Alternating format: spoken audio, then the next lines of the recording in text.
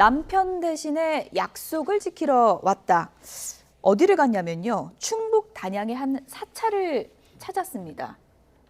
어떤 행보로 볼 수 있을까요? 그러니까 일단 저는 공식적 행보를 좀 더 적극적으로 하려는 의도라고 생각해요. 시동 거는 건가요? 그렇죠. 예. 근데 저는 시동 걸어야죠. 뭐 안 할 수 없잖아요. 그렇죠. 근데 대통령 부인이고 대통령의 부인으로서 역할을 해야 되는 상황이기 때문에 저는 이제 이런 오늘 이제 어제인가요? 어제 방문을 계기로 해서 조금 더 적극적으로 아마 행보를 할 가능성이 있다는 생각이 들어요.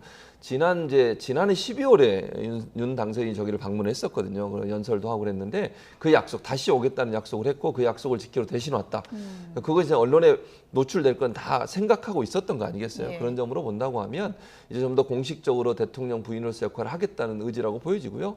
아마 이제 적극적으로 활동할 것 같고 저는 이제 대통령 부인이 할 수 있는 여러 가지 역할들이 있잖아요. 사회를 들면 좀 그늘진 곳이라든지 아니면 정말 대통령이 갈 수 없는 곳, 갈 수 없는 것을 제가 표현하는 것은 다른 여러 가지 업무 때문에 갈 수 없는 지역들을 대신 가서 그 역할을 하는 부분이 있어야 돼요. 그런 부분들을 아마 적극적으로 할 가능성이 있다. 그래서 아마 이제부터는 더 적극적으로 공식적인 행보를 하지 않을까 이렇게 예상이 된다고 말씀드릴 수 있겠습니다. 어떤 식의 행보를 할 것 같으세요?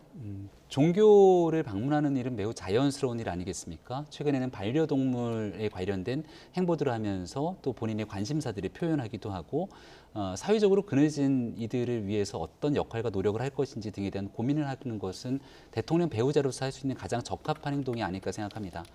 구인사 방문은 제가 이제 작년 연말에 있었던 일이기 때문에 좀 생생히 기억이 나는데요.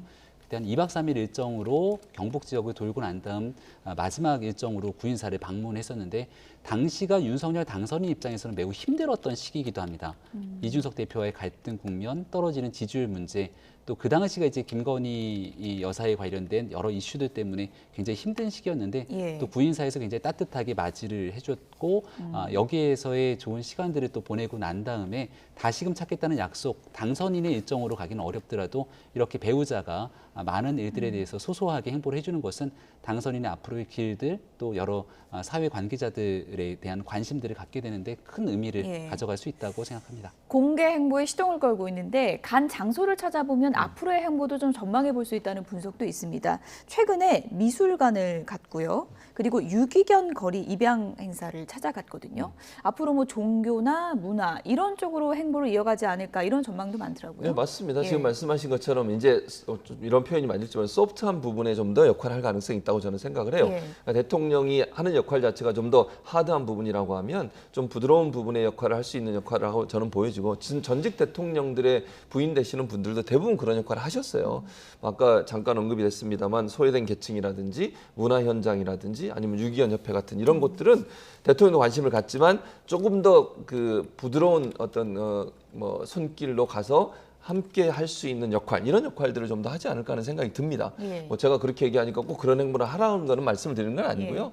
역할 분담이 어느 정도 이루어질까는 말씀을 드리는 거. 대통령과 대통령 부인으로서 역할이 분담이 되면서 우리 사회 전반에 대통령의 관심이 집중될 수 있도록 하는 역할의 한 부분을 담당하지 않을까 그렇게 예상이 됩니다. 네, 이런 가운데 또 불거진 논란이 있습니다. 최근에 김건희 여사가 외교부 장관 공간을 둘러보는 과정에서 정용 외교부 장관 부인에게 나가 있어달라고 네. 요청했다. 네.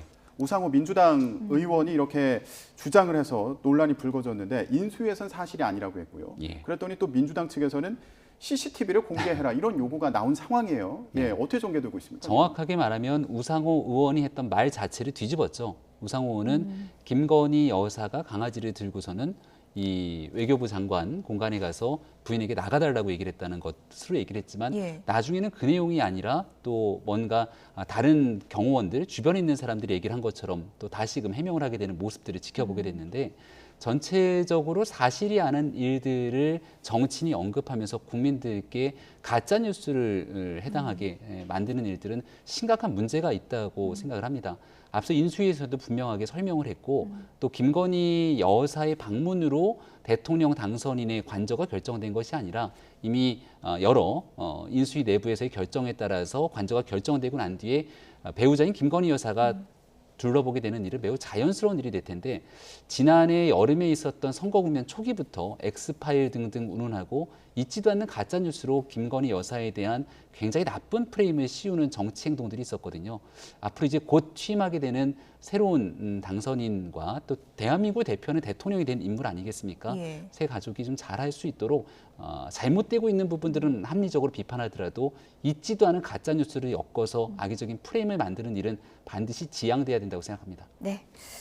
정치권 소식 여기까지 정리하겠습니다. 최지봉 성공회대 교수 그리고 김병민 경희대 개건교수 두 분이었습니다. 고맙습니다.